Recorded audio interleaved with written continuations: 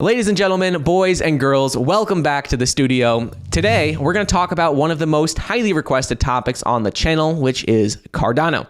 Cardano has a big issue, and while the rest of the market has been starting to take off, Cardano's price is left sitting there, not really moving much, and while some people are using this as an opportunity to accumulate more, to add to their positions, other people are starting to lose a little bit of faith and starting to get worried about Cardano in the future of the project.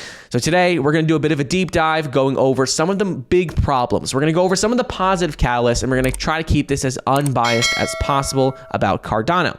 Before we dive into that, just a quick reminder that Patreon is still completely sold out, but in the meantime, if you want, you could join our free Discord using the link down below. So right now, the entire crypto market is doing pretty well overall. We're seeing Bitcoin up 10% in the last 7 days. We're seeing Ethereum up 8%, Binance Coin up 12%, and then there we have Cardano just sitting there, down almost 4% over the last 7 days. But the important thing here is that everyone's looking at the short term. What has happened over the last 7 days? What has happened over the last 2 or 3 weeks? But when we zoom out, we take a step back, we look at 90-day percentages. We see that Cardano's price is actually doing pretty well. Cardano is up 93% over the last 90 days, which is in line with much of the other coins, many of the other coins in the top 10. For example, Bitcoin up 98% over the last 90 days. Ethereum up 112%.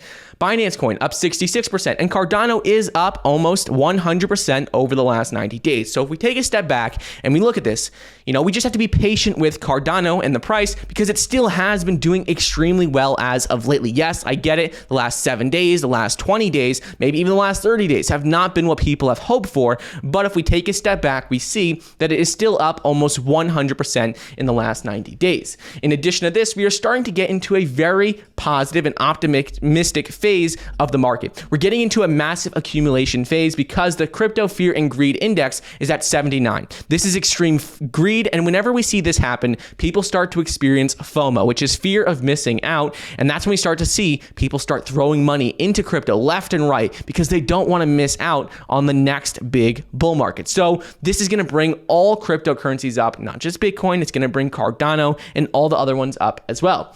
But we do have a big problem with Cardano, and that is with regards to Africa. This is like a win, but it's also a problem. So right now, Charles Hoskinson, the creator and founder of Cardano, is currently in Africa. He's been tweeting about it over the last week or so, saying how he's taking a trip all across Africa, talking about new partnerships, and he's even posted a number of pictures showing what he's doing there. And while this is good because Cardano is actively seeking out new partnerships, the problem with this is that Africa is a very young continent, and in the sense that there's not a lot of development, not a lot of infrastructure there. So the good thing is that Cardano can step in. They can act as that sort of system that the country needs for digital adoption and financial systems moving forward. They can act as that system and help Africa as a continent progress and move forward. But the problem is that even though Africa's population is over 1.2 billion people, they make up about 20% of the world's population.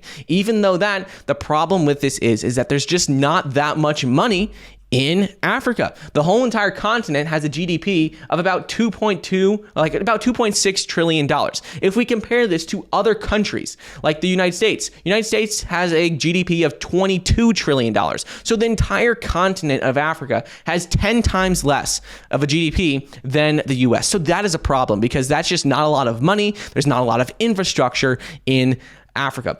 Other thing going on, the other problem is that we've seen historically what has happened with companies trying to go solely into Africa and rely on that as their business. So with, for example, the Amazon of Africa, a company called Jumia. It is working on, delivery services, e-commerce. They have run into a big problem. Even though they soared more than 75% their first day of trading, the problem they've run into is that they have tanked recently, going from about $60 per share all the way down to below $20 a share because people realize all of the obstacles and all the challenges you face when you're doing business in Africa with regards to infrastructure. That is one of the biggest problems. So even though Cardano can solve this, there's a lot of work and it's going to take a lot of time and a lot of energy and really a lot of money to get all of these things installed and actually up and running that Cardano wants to do. So that is a problem. It's an opportunity, but it's also a problem. It's not impossible, but it's something to keep in mind. Other thing is, though, even though we're talking about Africa, that is where most of their partnerships are, they are doing a lot of other things, which I really like, which is important. You don't want to have all your eggs in one basket, just focus on one thing. For example, we have seen recently some positive announcements come out from Cardano. Coti, they just came out and issued DJED, which is the first algorithmic stablecoin on Cardano. This is important. This is going to help with transactions on Cardano's blockchain, and this is the next big step for Cardano. This was a big deal. Second thing happened that we've also seen is that Nervos just launched the first ever cross-chain bridge with Link from Ethereum to Cardano. This was very exciting as well. Helps bring people over from the Ethereum blockchain over to Cardano. And lastly, we've also seen that there are a number of decentralized exchanges that are gaining a lot of traction on Cardano, like RavenDex. RavenDex is a brand new decentralized exchange that's trying to enable blockchain participants to offer liquidity and establish a market for others to swap their native tokens on Cardano's ecosystem. So this is very exciting. We're seeing so much demand for all these new projects. We're seeing hundreds of new projects launched every single month for Cardano, and all of this is very exciting. But the one problem is that when you start to do business in Africa,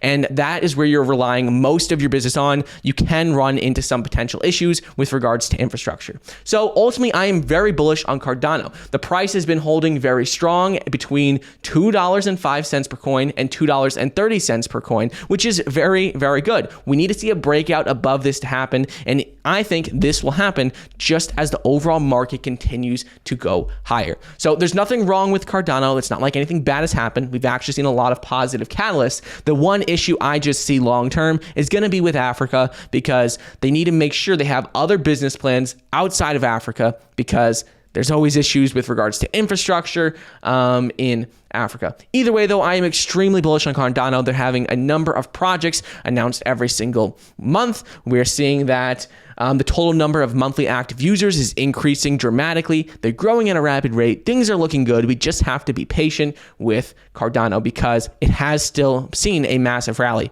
over the last 90 days. But let me know your thoughts. Hope you enjoyed, and I'll see you guys in the next episode. See you guys.